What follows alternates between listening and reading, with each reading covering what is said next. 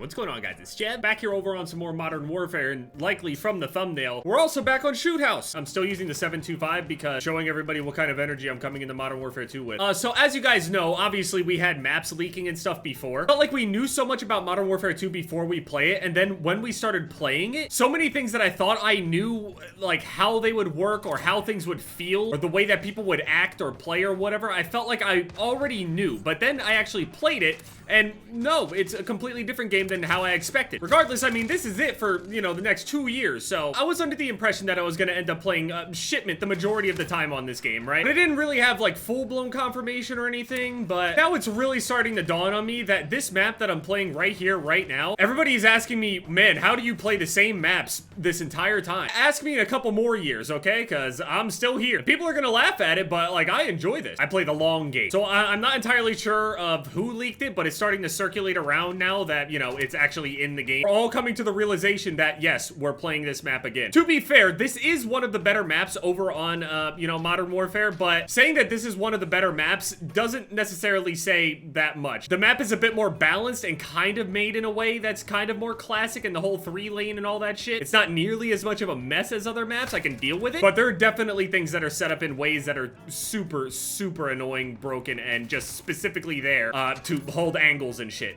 Like this right here, challenging this in any way, shape, or form is so fucking difficult. But mostly everybody is talking about this spot right up here. This spot up there is definitely one of the most unbalanced and annoying parts of the map. There's nothing on the opposite side of the map that makes up for the fact that this side of the map has this office. Obviously, you can go and, you know, go up to it on either side. Sure, yeah, there's multiple ways up and in, and you can jump and climb into the window from the container. You can do all sorts of stuff, but it is simply unbalanced. So if you're getting this spawn over on this side of the map, not only do you get everything the other side of the map has, but you also have a second story on your side. So it is a little unbalanced in my opinion. It's not perfect, but it is pretty perfect for doing camo challenges. It's close enough to be able to do close range kills consistently, but you're also able to do long range kills. Also mounted kills, the way that it's set up and stuff. You can do mounted kills on virtually every map, but one thing that Shipment lacks, even though I basically live there, Shipment does lack a place to get long shots most of the time. For most assault rifles, you just really can't do it. There's sniper rifles, it's not gonna happen. Things like that. Maybe some SMGs, like from corner to corner, would be okay. Maybe things like that. But generally, you want to be on Shoot House to get the mounted kills and the long shots. And the way that we're looking at the camo challenges, how those were leaked on top of the maps that we're getting,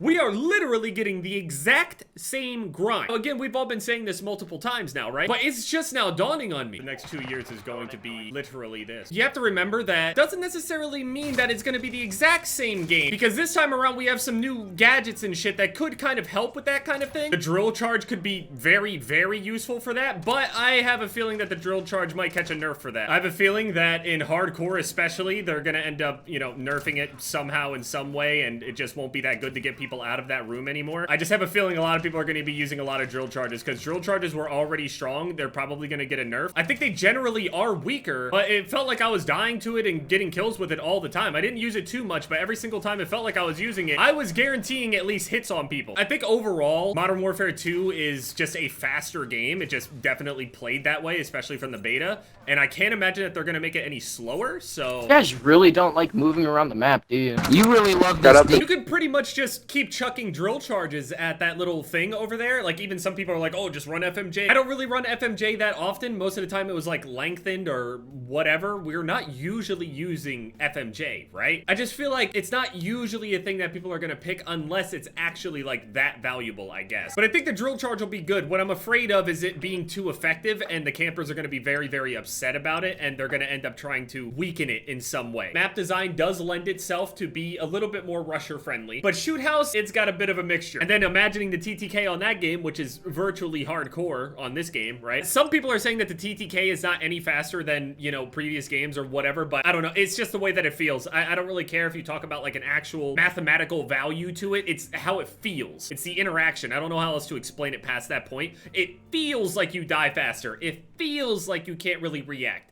It feels like if you're shooting first, you're likely going to win. But then there are just those random gunfights where you just don't. It's very weird. So the Eagles are the only undefeated team left in the NFL, apparently. I haven't paid too much attention. Like, I've watched the games, but like, I'm not really, you know, paying too much attention to it. Don't really care. I couldn't like name the entire roster, for example. I don't know everybody anymore. And once that Shoot the Shit playlist comes back and everything, oh man. So it sounded like we're gonna get pretty much just literally just copy pasted the same fucking grind. It seems like we're gonna get almost identical, just the same grind, but on just a bit of a faster paced game, in my opinion, just from the experience on the beta. It is faster. I think we'll be able to get through a lot more progress without Shipment if we don't have it. If we don't have Shoot House or Shipment or whatever, I think we'll make a bit more progress since the maps are a bit better. Make progress a bit faster, because I remember, man, I was going for progress dropping like 20 kills at a time. I'm in Asian games where people are getting maximum 30 kills and shit. It's fucked up. That should not happen. The entire game is based around, you know, doing engagements and actually using your weapon. You know, one thing that's going to be interesting to see, I'm pretty sure obviously most people know the answer. Warzone and DMZ drop on the same day, right? I'm curious if the people that get on DMZ early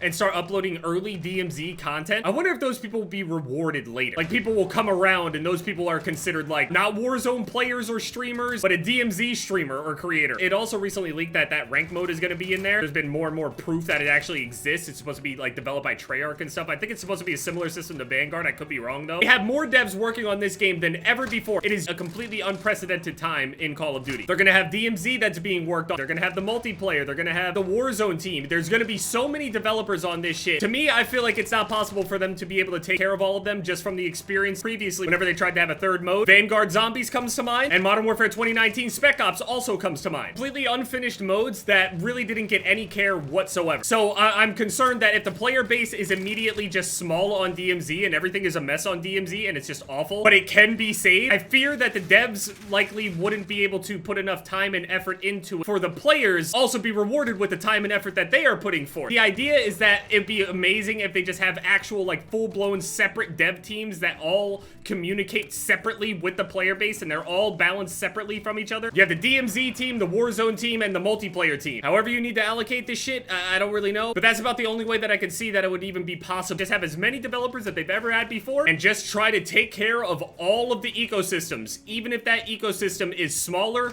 dying, not really growing that much. I just don't believe that they would just keep pumping effort into something that they're not seeing an immediate return on. It doesn't seem like an Activision thing. A company that's willing to literally throw away its core design and core fan base in favor of a completely different game mode and completely different fan base shows that, I mean, they're very willing to just be very, I don't know how to explain it. Are they like fair weather devs? Obviously, as a business, they need to go and make, you know, the best shit possible for them. I get it. Before I start going on a tangent, man, yeah, it's coming back. We're back in the hardcore shoot the shit. It's just gonna be Shoot House and Shipment playlists. Everybody's gonna be begging for it. I remember every single week, people are begging for Shipment 24/7 back over and over and over again. Bring Shoot the Shit back. I can't wait for them to honey dick us for multiple weeks on end while we're begging and trying our hardest to go and finish these camos. Regardless of the outcome, whether this is gonna take longer or be shorter or whatever, in terms of a camo grind, if people aren't able to finish this before the Warzone, the whole, you know, experience, I just don't see those people managing to actually go back and do it. I wouldn't be surprised if people are just gonna start tooling a lot more. Yeah, anyway, you get the idea. It's, I'm already numb. I'm literally playing it right now.